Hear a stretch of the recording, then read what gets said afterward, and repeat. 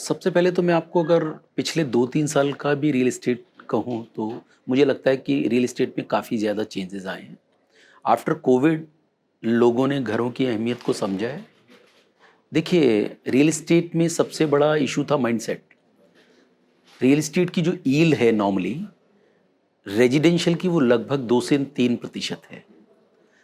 तो अगर मैं एक इन्वेस्टर भी हूँ, तो मैं कोशिश करूँगा कि अगर मुझे खुद का भी घर लेना है, तो मैं कोशिश करूँगा कि मैं अपने को किसी रेंटेड हाउस में भी अगर मुझे सूट करता है मैं रहूँ और अपने पैसे को किसी ऐसी जगह यील्ड में लगाऊँ, जहाँ बेहतर यील्ड मिल सके। क्योंकि रेजिडेंशियल की यील्ड 2 से 3% होती है और किसी भी सेगमेंट में चले जाएँ, अगर इक्विटी मार्केट की बात करें तो इट्स मच हायर, लेकिन अगर नॉर्मली भी बात करें तो 9-10% की यील्ड जो है आराम से हम अचीव कर लेते हैं।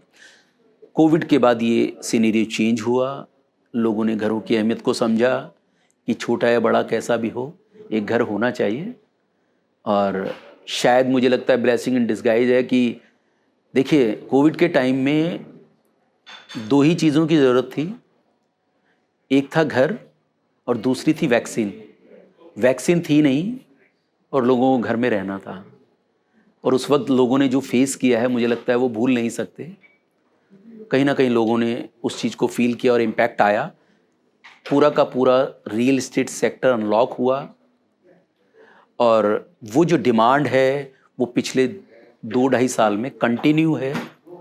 अक्सर लोग पूछते हैं कि ये जो डिमांड आ रही है आ कहाँ से रही है? सो देखिए, अगर मैं अपने पोर्टफोलियो की बात करूँ सिग्नेचर ग्लोबल की, तो मेरे पास 75% लोग सैलरीड क्लास हैं, फर्स्ट टाइम होम बायर हैं और मोस्टली लोग होम लोन ऑप्ट करने वाले हैं। तो सीरियस बायर हैं, एंड यूज़र हैं, ऐसे भी नहीं जो स्पेकुलेटर काइंड ऑफ, जिसे investor speculator what ever word आप उसे यूज़ करें।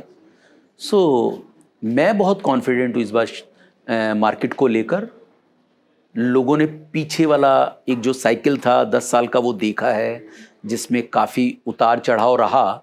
तो लोग वैसे ही सोचते हैं कि फिर से वो एक तेज़ी का उफान दिख रहा है, एक बबल क्रिएट हो रहा है और ये शायद ये कुछ दिनों में शांत होगा। लेकिन अगर दिल्ली एनसीआर की मैं बात करूं तो कुछ फंडामेंटल चेंज आए हैं जो हमें एक्सेप्ट करने पड़ेंगे। सबसे पहले फंडामेंटल आया है रेरा का आना। रेरा ने एक पूरी की पूरी माइंडसेट को चेंज किया है। रेगुलेटर के आने के बाद लोगों की अकाउंटेबिलिटी बढ़ी है, सीरियस डेवलपर्स ने आना शुरू किया है, नॉन सीरियस यहाँ से बाहर हो गए हैं। एंड जो कस्टमर है उसको भी ये कॉन्फिडेंस आया है कि 2 4 5 महीने तो ऊपर नीचे हो सकता है, लेकिन घर जरूर मिलेगा और जिस क्वालिटी का घर कस्टमर को कमिट किया गया है वो उसे लेने का हक है और वो उसे ज़रूर मिलेगा। जब ये कॉन्फिडेंस आप बिल्डअप कर देते हैं तो मुझे लगता है कि कहीं ना कहीं मार्केट चेंज होती है और ये चीज़ दिख रही है। दूसरी बड़ी बात, इंफ्रास्ट्रक्चर। दिल्ली एनसीआर की बात करें, गुरुग्राम एक ऐसा एरिया है, मुझे लगता है पूरे इंडिया के सबसे बेहतरीन शहरों में है वो।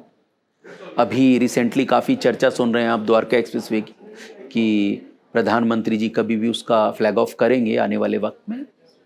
क्वाइट होपफुल कि वो एक पूरी सिल्वर लाइन है पूरे गुरुग्राम की। एंड बहुत सारे सेक्टर्स हैं जो अनलॉक हुए हैं उसकी वजह से। तो इंफ्रास्ट्रक्चर ने कहीं ना कहीं रियल एस्टेट को फ़ायदा दिया है और मुझे लगता है ये जर्नी अभी बहुत लंबी चलने वाली है। मैं बहुत बुलिश हूँ 2030 तक। मुझे लगता है कि ये जो रियल एस्टेट है ये कम से कम $1 ट्रिलियन का काम होगा। एक फिगर है, बड़ा सिंपल, मैं उसे कई बार थ्योरेटिकली देखता हूँ कि पूरा जो मार्केट आज में कैप है वो लगभग 400 लाख करोड़ रुपए का है। रियल एस्टेट की जितनी भी कंपनीज हैं उसमें आप रेजी की जितनी भी कंपनीज को आप जोड़ लें, रीट वगैरह सब, मुश्किल से 8 लाख करोड़ की। 400 लाख करोड़ में 2% का participation, how is that possible? पूरे देश की जीडीपी में जिस सेक्टर का सेकंड सबसे बड़ा रोल हो और उसका मार्केट साइकिल इतना कम, मार्केट कैप इतना कम। नहीं, मुझे लगता है 2030 तक मैं उम्मीद कर रहा हूँ ये 400 लाख करोड़ है ये 1000 लाख करोड़ पर पहुंचेगा। और जो रियल एस्टेट है कम से कम इसमें पार्टिसिपेट 10% के लिए करने के लिए उम्मीद कर रहा है और यही चीज़ें मुझे अनलॉक होती हुई लग रही हैं कि जितना ऑप्टिमिज्म मुझ में आप देख रहे हैं उसका यही एक रीज़न है कि मुझे लगता है आने वाले वक्त में ये जो डिमांड है ये कंटिन्यू बनी रहेगी। सो ये तो बिल्कुल ठीक है कि जो अफोर्डेबिलिटी इंडेक्स है इस दौरान कहीं ना कहीं अप हुआ है, बाइंग कैपेसिटी लोगों की बढ़ी है, नो डाउट। लेकिन बहुत बड़ा फैक्टर मुझे लगता है ट्रस्ट है। जो एक ट्रस्ट डेफिसिट इस इंडस्ट्री का लास्ट डिकेड में हुआ था, उसका कहीं ना कहीं आना बहुत बड़ी बात हुई है। ऑफ कोर्स जब किसी इंडस्ट्री में आप पैसा कमाते हैं, फॉर एग्जांपल एक्विटी मार्केट है, आज आप देखिए एक्विटी मार्केट में लोग सडनली एसआईपी के थ्रू इतना बड़ा पैसा डालने लगे हैं, इससे पहले कभी किसी ने सुना नहीं था। और आप देखिए कि आज जो कैपिटल मार्केट है वो एफआईज पर डिपेंडेंट नहीं है, क्योंकि लगभग 2 से 2.5 बिलियन एवरी मंथ एसआईपी के थ्रू हमारे जो एक कॉमन मैन है उससे इकट्ठा हो जाता है। तो मुझे लगता है कहीं ना कहीं माइंडसेट बदला है। ऑफ कोर्स लोगों की इनकम भी बढ़ी है, लोगों ने अपने जो भी रिसोर्सेज थे उनको यूज़ किया है, और मुझे लगता है होम लोन का एक बहुत बड़ा रोल इसके अंदर रहा है। क्योंकि देखिए कि पूरे के पूरे इंटरनेशनल लेवल पे देखें जो इंटरेस्ट रेट हैं वो काफ़ी ज़्यादा इंक्रीज़ हुए पिछले 1 से 1.5 साल में, लेकिन वाइजली आरबीआई ने जो यहाँ पर रेट ऑफ इंटरेस्ट हैं उसको कहीं ना कहीं एक लेवल तक सर्टेन रखा, और यही एक रीज़न रहा कि डिमांड जो है वो कंटिन्यू रही। हाँ, इसमें प्रॉब्लम आ सकती थी अगर इसको डबल डिजिट की तरफ ले गए होते। क्वाइट होपफुल कि मुझे लगता है जो ये 8.5% के near about home loan rate चल रहे हैं इससे ज़्यादा इंक्रीज़ नहीं होंगे, एंड अभी तक तो मुझे ऐसा कोई दिक्कत लग नहीं रही है बाइंग कैपेसिटी में लोगों। देखिए लॉन्ग टर्म में ये होना है, ये एक ट्रूथ है जिसे एक्सेप्ट करना होगा टाइम बाय टाइम। आज से 5-6 साल पहले की बात करें तो जो हमारे ब्रांडेड डेवलपर थे उनका जो मार्केट शेयर था वो लगभग 17% था, जो पिछले 5 साल में बढ़कर लगभग 35% से भी ज़्यादा चला गया। ये होगा आने वाले वक्त के अंदर। आप देखना ऐसे बड़े डेवलपर्स जो भी अपना ब्रांड नेम बना पाते हैं, राइट टाइम पर डिलीवरी कर पाते हैं, राइट प्रोडक्ट मार्केट को दे पाते हैं, और जो कमिटमेंट वो कर रहे हैं वो पूरा कर पाते हैं, सो वो लोग ही इस मार्केट के अंदर रह पाएंगे। मुझे लगता है कि कहीं ना कहीं ये लोगों के जागने का वक्त है, और लोगों ने देखा भी है पिछले 2-3 साल में जो डेवलपर्स अच्छा काम कर रहे थे वो दोबारा कहीं ना कहीं फिर से मार्केट में आ गए हैं। जैसा भी आपने कहा कि काफ़ी स्टॉल्ड प्रोजेक्ट थे उनके अंदर, तो ये उनके लिए भी अपॉर्चुनिटी है। जो लोग डेवलपर्स हैं कि वो जाएं उन स्टॉल्ड प्रोजेक्ट के अंदर अपना एक्विटी इन्फ्यूज़ करें, उनको दोबारा से रिवाइव करें, उनके लिए भी एक कहीं ना कहीं मुझे लगता है एक अपॉर्चुनिटी है, और करना चाहिए। अल्टीमेट होम बायर का जो है वो भला होना चाहिए, वो कैसे भी हो। सो देखिए सबसे बड़ी बात, रेरा ने बहुत बेहतरीन काम किया है ऑल ओवर इंडिया। तो मैं ये मान के चलता हूँ, देखिए एक बैलेंसिंग अप्रोच तो बनानी पड़ेगी, क्योंकि जो रेरा रिजीम से पहले सिचुएशन थी, लोग ये उम्मीद नहीं कर रहे थे कि रेरा आने के बाद इतने रूल्स, यानी कभी उन्होंने सोचा भी नहीं था। क्योंकि मैं कैपिटल मार्केट से आता हूँ, मैंने देखा है उस सेबी के जो रूल रेगुलेशन है कि वो कितने टाइटन होते हैं, तो बिल्डर्स को कभी भी उम्मीद नहीं थी कि इतने टाइटन रूल्स उनके ऊपर होंगे। यस ऑफ कोर्स ऑब्जर्व होने में टाइम लगता है थोड़ा सा, लेकिन जिस पर्सन ने अपनी हार्ड एंड मनी दी है उसको अपना घर मिलना चाहिए। और दोनों ही, चाहे इंसॉल्वेंसी हो चाहे रेरा हो, दोनों इस दिशा में अच्छा काम कर रहे हैं।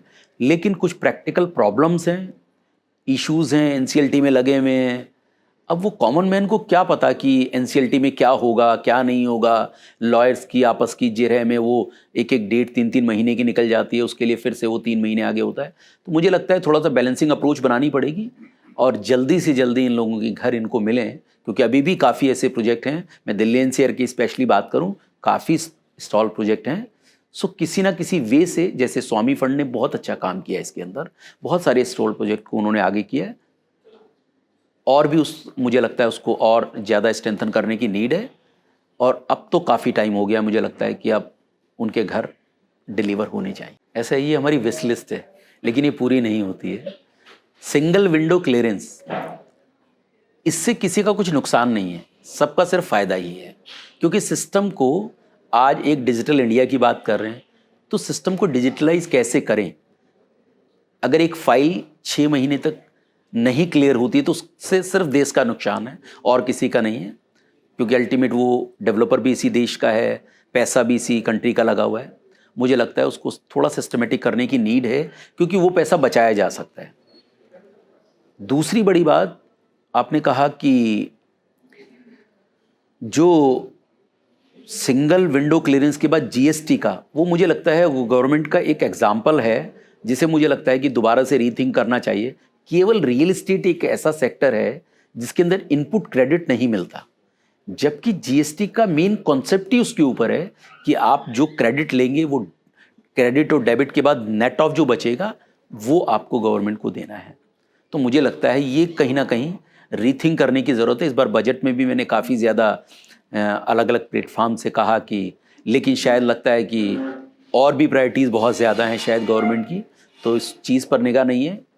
लॉन्ग लिस्ट है, हमेशा ही चाहा है कि उसके अंदर एक अभी बजट पे मैंने काफ़ी उसके बारे में चर्चा की। जब कोई इंडस्ट्री रनअप कर रही होती है तो उसको पुश करने की ज़रूरत है। फॉर एग्ज़ाम्पल, अभी हम होम बायर्स को लोन देने को तैयार हैं सस्ते रेट के ऊपर, लेकिन डेवलपर को पैसा देने को तैयार नहीं है। जो वो लैंड खरीद रहा है, अगर आरबीआई कोई ऐसा नॉर्म बनाए जिसमें कम से कम 50% इक्विटी प्रमोटर लगाए और 50% जो है बैंक उसके ऊपर लोन करें, तो मुझे लगता है इस इंडस्ट्री को काफ़ी ज़्यादा जान मिलेगी। और कहीं ना कहीं ये एक ऐसा बेसिक फंडामेंटल गैप है, क्योंकि शायद किसी और कंट्री में ऐसा होता नहीं है। इंडिया में ही ऐसा है कि आपका अगर प्रोजेक्ट अप्रूव्ड है तो आपको लोन मिलेगा, अदरवाइज नहीं मिलेगा।